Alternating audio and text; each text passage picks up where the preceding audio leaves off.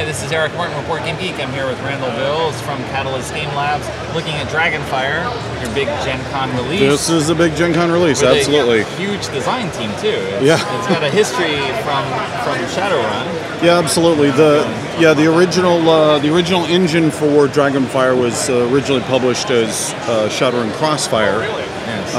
And the original design team on that was, a whole slew of luminaries that crossed many decades and worked on about every game under the sun. And so they created a fantastic bedrock. And so as we were adapting it for Dungeons & Dragons, it was a really great way to take what is already a great game and then just kind of flow it into what are the elements that make Dungeons & Dragons, D&D, and how do we accentuate that, and also how do we address some of the comments that people have made over the years of playing Crossfire, like, hey, it's really tough, it's really stingy on giving karma, and this certainly is not a walk in the park, but we've kind of pulled back the difficulty level a little bit, so it's a little easier to get through some of them, while then introducing a lot of other additional elements that just make it feel more like you're crawling through a dungeon and kicking in doors and slaying orcs. So okay, all right. So what's the setup here? Okay, so the setup, so the setup is we have these awesome screens. Okay. Every player would, and they'd be sitting up like that. We'll just leave them down now for ease of viewing. Okay.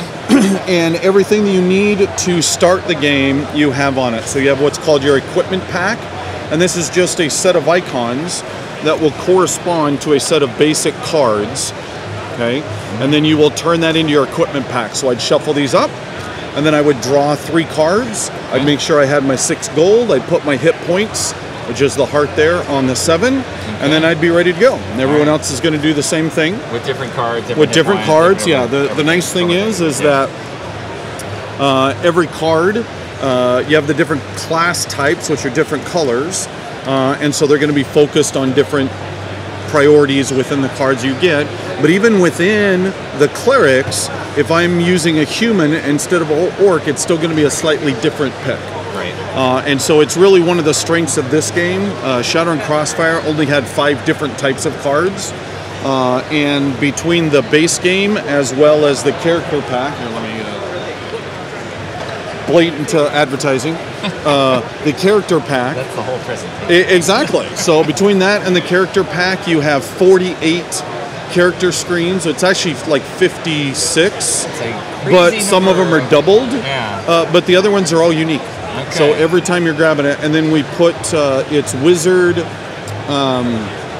fighter, cleric, and rogue in the base game, because that's about as quintessential D&D as you can get. Right. And then in addition to the new unique character screens, we introduced the bard, druid, warlock, and ranger. Okay. Okay? It's a lot of stuff. It is a lot of stuff. Okay. But a lot of it is about expandability and about campaign play. Right. Obviously, you can play this game as one-off games. We've played a ton of them. We're running demos the whole weekend. People have a blast at that. But really, the strength of this, as it was in Shadowrun Crossfire, is about the campaign play. So as you're playing and as you're defeating, there's a whole series of these dungeon cards. Okay. Or these adventure cards, and there's 7 of them in the base game. Again, for those that played Shadowrun Crossfire, there's only 3 in the base game, and we really heard one of the feedback was, would you please give us more? So there's 7 in the base game, and every time you're playing, you're getting experience points, and those experience points then get turned into stickers. Okay, and so you're immediately able to take those stickers, there you go, and take them off and put them into the slots. Okay. And so these are nice background stickers. You're going to play your quick start game, and you'll know enough then to understand what these background stickers, and you can grab a background sticker and throw it on. Okay. And then as you start playing up, then we start getting up into your 5 points. That's going to be the first, real sticker you put on. And then a couple of dozen games down the way, you'll get a 20 point, and then maybe 2 or 3 months down the way, you're going to jump up into some pretty insane 50 points and even up into a 100-point combo. And one of the great things, again, bringing in the Dungeons & Dragons flavor more than we did in Crossfire. In Crossfire, it simply had a lot of great stickers, but any character could use them. Okay. Whereas in this, we have a set of generics that any character can use.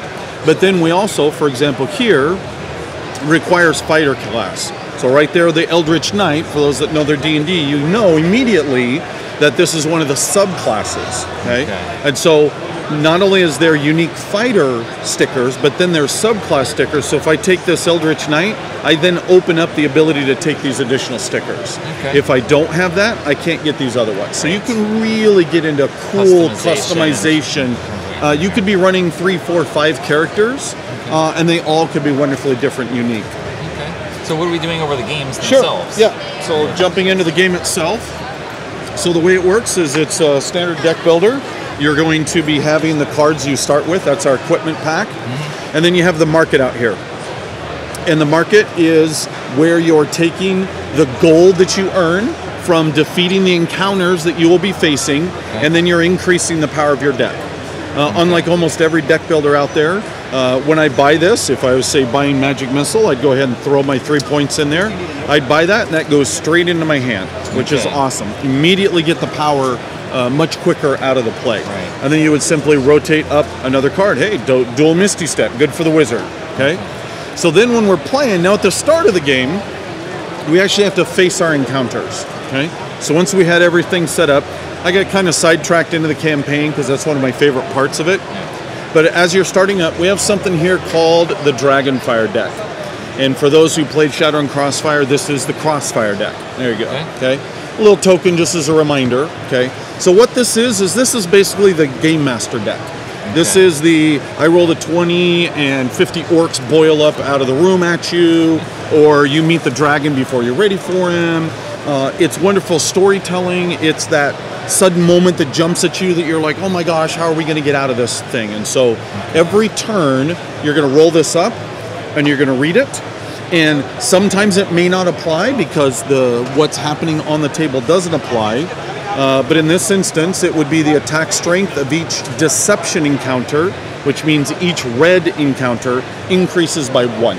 Okay. However, let's put that right there so they can see it. There is a 5+ icon. Okay. What that means is that every round, once it goes around the table once, if there are still encounters out facing us, and I'll get to the encounters in a second, then the encounter that we were facing, its effects end, but it goes into the discard, and now we have a Dragonfire count of 1. A new card is going to come up. This effect, Goblin Uprising, I love that card. This effect is going to apply to us. We're going to go around again. Again, if we haven't closed out the scene by defeating all the encounters, it goes in here. Now we have a 2. So as you can see, this 5 only applies if the card comes up and there's 5 cards in this discard. So it's a wonderful pressure pushing on the game that the longer you take, the more it's going to punch you in the face. So you got to get through the dungeon quick. The dragon's coming. He's not going to let you go very long. Okay? So now we get to the encounters. So what's going to happen is we have 2 decks here. This is the primary deck. We have the secondary deck. You don't want to get to the secondary deck. So what's going to happen is most of them are going to be, as we'll see right here, it'll tell you on the adventure card exactly how many encounters to roll up. In this instance, it would be the number of players. Okay? So then you would simply be rolling these up. And the very first one that comes up, we'll put this up here. The very first one that comes up, you will match the color to the color of the card. Okay? So then it's going to go over here. And then you're simply going to go clockwise with the rest of them. There's Red Slot. He's pretty nasty. The Grell is super nasty. And what'd you get? Gelatinous Cube. Excellent. Okay. So the way this is going to work then is you have your damage. Well, first of all, you have some text here. And sometimes, is there a surprise? There is a surprise. Okay. So prize here, dispel magic. Well, at the beginning of the game, particularly as low-level characters, you're not going to have magic items. Don't need to worry about them. But some of those dispels can be to freeze you. Some of the surprises can be to freeze you. Some of them are summon another creature. Suddenly you're facing 2. In this instance, we have a new element that was added into Crossfire, which is tokens. D&D has this great feel of an avalanche of creatures coming at you, and we couldn't really do an avalanche of cards. There's already 250 cards in this game, and so we solved that. Should have pulled these out earlier. We solved that by generating some tokens. So if this was facing this player over here, then you'd simply pile up 3 tokens. And then it has the damage track and how much it's doing against you. Okay. And you have to hit the tokens before you can get rid of the card. Okay. So nice way to do that. Okay, so now... creatures coming in. Sure. Okay. So now we have the damage track. Let's move that out of there so it's a little clearer. So now we have the damage track. Okay, and on our cards, you have damage icons, okay, that match these. Now, the 3 is a colorless. That means I can match up any amount of different colored icons to equal the 3. Okay. However, the deception icon, I can only defeat it with a deception, which means if this is all that I had in my hand, I'm not getting past that, okay? Which means I'd have to wait for somebody else. However, there's something called assists, which if we look at the Bless, which is arguably the most important card in the entire game, even though it's only 2, it has an assist, which is deal 1 damage of any color. Okay. So if you had this card, other people use the assist on my turn, or I'm using an assist on your turn. And that's how you get this great cooperative play of, ooh, I play this card, you play this card, then we're able to make it down through the damage track. Okay. So in this instance, if I had 5 in my hand, which I didn't starting, but if I had 5, I could play the 3, you'd play the 1, and I'd play the 2, and he'd be gone. Okay. Now, if I didn't, let's say I did play the 3 and you played the 2, then I would simply take a damage clip, and I'd slide it on here. To show what's left. To show those 2 are damaged, that's the only one left, and everyone knows at the table what's left. Okay. Okay. Now, a couple of last bits here. That's pretty much the whole game in a nutshell. Okay. A couple of last bits. We have these little markers here, and you may be wondering what that is. And that is, if I can find one of those, locations. Okay. So instead of a normal encounter, sometimes you get a location, and the way a location works is basically you've been cut off. The worst possible situation, separated from the party, okay? So as soon as this came up in front of me, I would then take my marker and put it on it to show I'm now no longer with you guys. Right. What that means is you can't play your regular cards on monsters facing me. You can only play assists because I'm further away. Think of it as kind of long distance attacks. Okay. Okay. And then we didn't get to the secondary deck. What happens in the secondary deck is each time you get to a new scene, you're going to be rolling up new encounters. Remember I was talking about how you want to clear all the encounters to get rid of this, okay?